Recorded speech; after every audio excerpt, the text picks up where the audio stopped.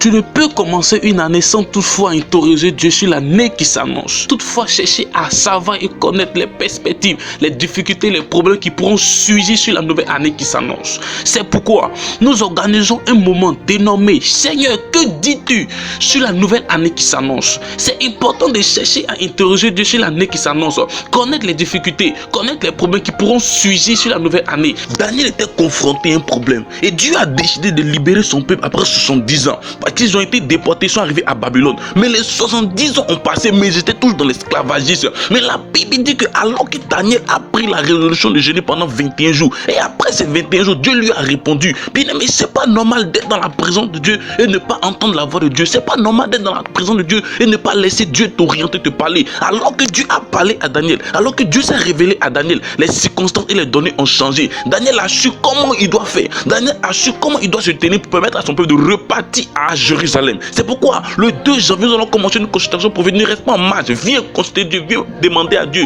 Seigneur, qu'est-ce qui va se passer en 2022? Écoute ce que la Bible dit dans le livre d'Amos 3, le verset 7. Il dit, car le Seigneur l'Éternel ne fait rien sans avoir révélé ses secrets à ses serviteurs, ses prophètes. Écoute-moi bien, Dieu ne peut appliquer une sentence, Dieu ne peut appliquer une calamité dans une nation, dans un pays, dans une ville, sans toutefois révéler ses difficultés, sans toutefois révéler ses calamités à ses prophètes, ses serviteurs. C'est pourquoi nous organisons ce programme de fin d'année ou pour l'année nouvelle, pour permettre à Dieu de nous situer, pour permettre à Dieu de nous montrer certaines choses qui doivent surgir dans nos vies. Que ce soit des moments heureux, des moments de pleurs, des moments de douleur. On doit interroger Dieu par ce moment. C'est pourquoi, bien aimé, toi qui es en train de me suivre de partout de là où tu es, ne rate pas ces programmes. Ferai un programme typiquement qui se fera en ligne.